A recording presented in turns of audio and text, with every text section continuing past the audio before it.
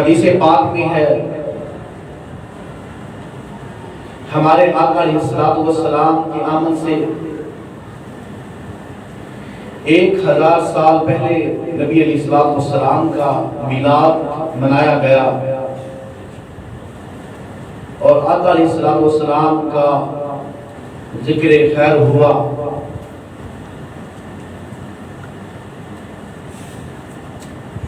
عمدۃ القاری شرح بخاری میں ہے کہ جس وقت میرے اور آپ کے آقا علیہ السلام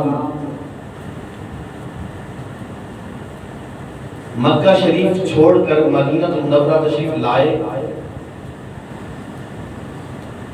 ہر ایک شخص کی یہ خواہش تھی کہ رسول اللہ صلی اللہ علیہ وسلم میرے گھر تشریف لائیں۔ فیصلہ یہ ہوا جہاں آقا علیہ السلام کی اونٹنی بیٹھ جائے گی اسی گھر میں نبی علیہ السلام تشریف فرما ہوں گے۔ بالآخر اونٹنی حضرت ابو ایوب انصاری رضی اللہ تعالیٰ عنہ کے در دولت پر بیٹھی۔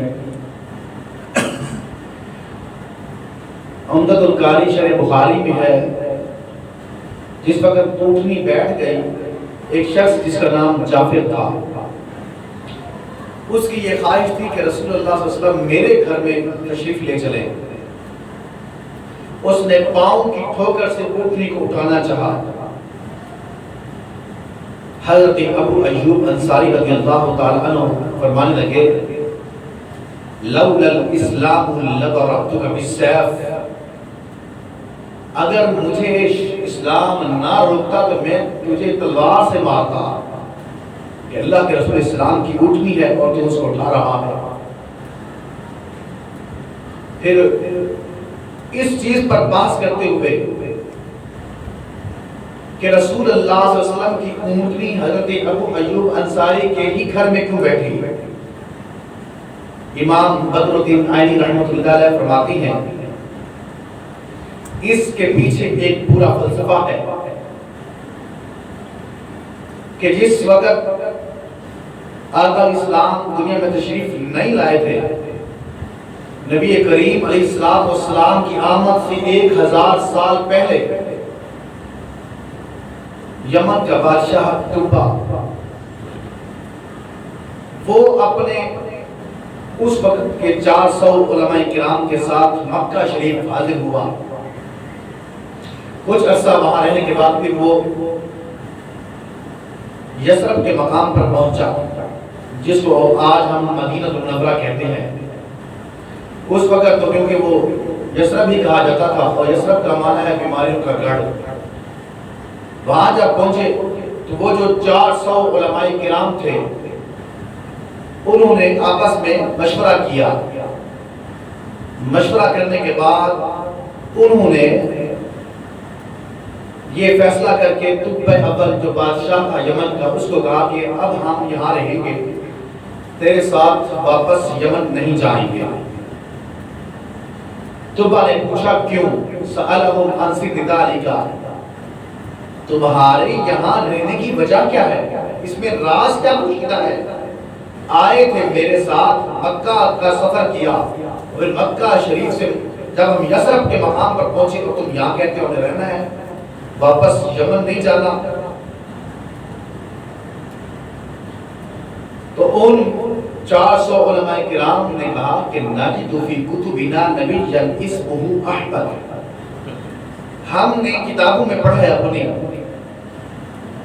کہ اس مقام پر ایک وقت آئے گا کہ اللہ کا آخری نبی تشریف لائے گا، نام اس کا احمد ہوگا۔ تو ہم چاہتے ہیں کہ جس وقت وہ نبی صلی اللہ علیہ وسلم دنیا میں جلوہ گر ہوں وہ اس مقام پر آئیں گے تو ہم ان کا انتظار کرتے ہیں تاکہ ہم ان سے ملاقات کریں، ان کا کلمہ پڑھیں۔ تو طبا نے سوچا کہ تم 400 علماء کرام اگر واپس نہیں چلا جاتے تو پھر میں واپس جا کر کیا کروں گا؟ اس نے کہا میں بھی آپ کے ساتھ یہاں رہوں گا، وہاں اس وقت یعنی جہاں آج مدینہ المنورہ شریف ہے، آبادی 1000 سال پہلے آقا اسلام کی آمد سے آبادی نہیں تھی ادھر۔ طبا نے کیونکہ بادشاہ تھا یمن کا، اس نے یمن سے خزانے منگوائے اور منگوا کر وہاں 400 گھر تعمیر کیے، 400 گھر تعمیر کیے۔ اس کے بعد اس نے 400 لونیاں خریدی، کیونکہ 400 کے 400 جو علماء تھے، فضلاء تھے، وہ شادی شدہ نہیں تھے، لیکن تقوی اور طہارت اور علم کے مرکز تھے۔ طبا نے 400 اور لونیاں خرید کے ان کو آزاد کر کے ان کے آگے ان 400 علماء سے شادی کروا دی، صرف اس لیے کہ جب آخر زمان نبی حضرت محمد مصطفیٰ صلی اللہ علیہ وسلم دنیا میں تشریف لائے تو یہاں پہلے آبادی ہونی چاہیے، آقا الاسلام کی نعت پڑھنے والے ہونے چاہیے، طلع البدر علینا کے قصیدے پڑھنے والے ہونے چاہیے۔ اس نے یہ اہتمام کیا۔ تو کیا اس وقت یہ 400 مکانات تعمیر ہو رہے تھے،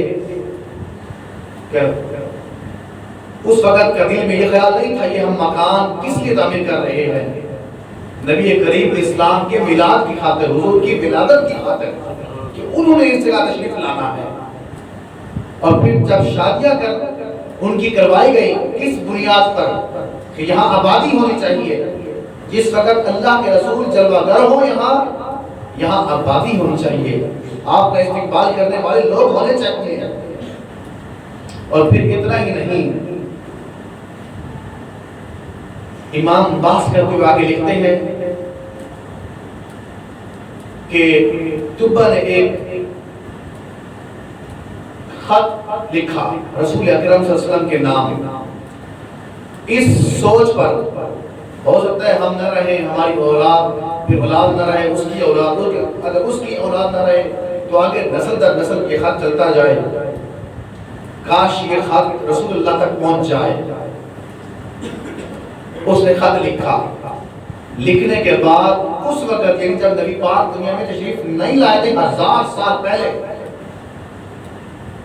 سونے کو پگھلا کر اس کی مہر لگائی اس خط کے اوپر۔ حالانکہ سیاہی سے اور دیگر چیز سے بھی اس سے کام لیا جا سکتا تھا، مگر ان کو خبر تھی کہ ہم جس عظیم ہستی کے نام خط لکھ رہے ہیں وہ تو امام الانبیاء ہے، وہ تو سید المرسلین صلی اللہ علیہ وسلم ہے، وہ عظیم نبی ہے جن کی وجہ سے اللہ نے کائنات کو وجود بخشا۔ انہوں نے سونے کو پگھلا کر سونے کی مہر وہاں لگائی خط پر، اور خط رسول اکرم صلی اللہ علیہ وسلم کے نام لکھا۔ اس میں سے ایک شعر جو علامہ بدر الدین عینی نے بخاری شریف کی شرح میں لکھا، وہ تھا شہید علی احمد انہ رسول من اللہ بارئ النسب، کہ میں گواہی دیتا ہوں کہ حضرت احمد اللہ کے سچے رسول ہیں، اور پھر اللہ وہ ہے جو روحوں کو پیدا کرنے والا ہے۔ جس وقت یہ کام ہو گیا، اس نے خط کو جو 400 علماء تھے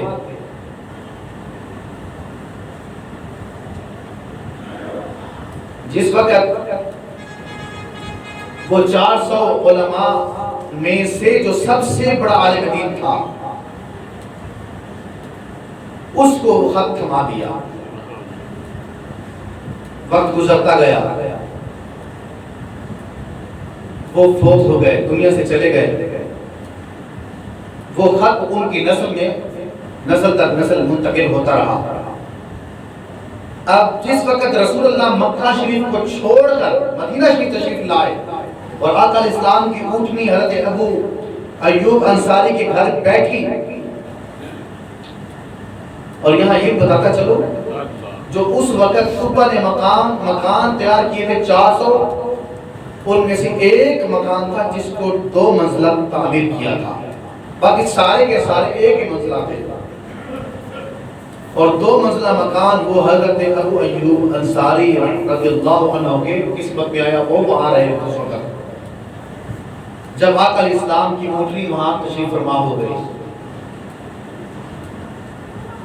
اس کے بعد جب نبی علیہ السلام وہاں بیٹھے تو ایک شخص سامنے آیا، نام اس کا ابو لیلہ تھا۔ تو رسول اللہ صلی اللہ علیہ وسلم نے جب اس کو دیکھا فرمایا انت ابو لیلہ ومعک کتاب تبہ، تو ابو لیلہ ہے اور تیرے پاس تبہ کا خط موجود ہے۔ اس نے کہا من انت، آپ کون ہیں؟ میرے آقا علیہ السلام نے فرمایا انا محمد صلی اللہ علیہ وسلم۔ نعرہ تکبیر، نعرہ رسالت، عظمت و شان مصطفیٰ۔ میرے آقا علیہ السلام نے فرمایا میں محمد ہوں، اللہ کا رسول ہوں۔ حالانکہ اس ابو لیلہ نامی شخص سے رسول اللہ صلی اللہ علیہ وسلم کی پہلے ملاقات نہیں ہوئی تھی، نہ ابو لیلہ کی رسول اللہ صلی اللہ علیہ وسلم سے ہوئی تھی۔ پہلی ملاقات تھی، لیکن رسول اللہ صلی اللہ علیہ وسلم جان گئے کیونکہ اللہ کا نبی ہوتا ہی کوئی ہو جس کو ان سارے امور کا علم ہو، جو غیب کو جانتا ہو۔ آقا علیہ السلام نے فرمایا تیرا نام ابو لیلہ ہے اور تیری جیب میں جو چیز ہے وہ میرا خط ہے، اور لکھا ہوا 1000 سال پہلے تبہ کا ہے، وہ مجھے پڑھا۔ اس نے خط نکالا اور خط آقا علیہ السلام پڑھا، اس میں وہ شعر لکھا ہوا تھا جو 1000 سال تبہ یمن کے بادشاہ نے لکھا تھا، شہید علی احمد انہ رسول من اللہ قارئ النسمی، کہ میں گواہی دیتا ہوں آپ اللہ کے سچے رسول ہیں اور اللہ وہ ہے جو روح کو پیدا کرنے والا ہے۔ رسول اللہ صلی اللہ علیہ وسلم جب خط دیکھا تو فرمایا لا تسب تبہ، میں تبہ کو گالی نہ دینا۔ تبہ وہ شخص ہے کہ جب میں دنیا میں جلوہ گر نہ ہوا تھا، میری آمد سے 1000 سال پہلے اس نے میرا میلاد منایا ہے، میری آمد کا ذکر کیا ہے، میری خاطر اس نے بڑا اہتمام کیا ہے۔ اگر رسول اللہ صلی اللہ علیہ وسلم کو یہ علم تھا کہ یہ شخص ابو لیلہ ہے اور اس کی جیب میں خط ہے اور خط بھی میرا ہے، تو کیا رسول اللہ صلی اللہ علیہ وسلم کو یہ علم نہیں تھا کہ 1000 سال پہلے یہ خط لکھا کیوں گیا تھا؟ اس وقت میرے لیے میرے میلاد کی خاطر 400 علماء یہاں یثرب کے مقام پر ٹھہرے اور میرے میلاد کی خاطر 400 علماء کی شادیاں ہوئی، میرے میلاد کی خاطر یہ خط میرے نام لکھا گیا ہے۔ نعرہ تکبیر، نعرہ رسالت، جشن میلاد مصطفیٰ، عظمت میلاد آقا علیہ مصطفیٰ۔ السلام نے فرمایا یاد رکھو، فرمایا میرے تبہ کو برا نہ کہنا۔ اگر 1000 سال آقا اسلام کی آمد سے پہلے جو شخص نبی پاک کو دیکھا بھی نہیں، آقا اسلام کی نبوت اور رسالت کا اقرار کرے، حضور اسلام سے محبت کا اظہار کرے، اللہ کے حبیب اسے فرماتے ہیں مرحبا بتبہ، مرحبا بتبہ، اے تبہ تجھے اللہ کا رسول خوش آمدید کہتا ہے۔ اگر وہ 1000 سال پہلے آقا اسلام کا میلاد کا اہتمام کرے، حضور کا ذکر خیر کرے، حضور کی نبوت اور رسالت کا اقرار کرے، اللہ کے رسول اس سے خوش ہو جاتے ہیں۔ تو آج جو اللہ کے رسول علیہ السلام کی امتی ہے اور آج آقا اسلام کا میلاد منائے، حضور علیہ السلام کے میلاد کی خاطر لنگر کا اہتمام کرے، جھنڈے اور جلوس کا اہتمام کرے، اللہ کے رسول اسے کتنا عطا فرما دیں گے۔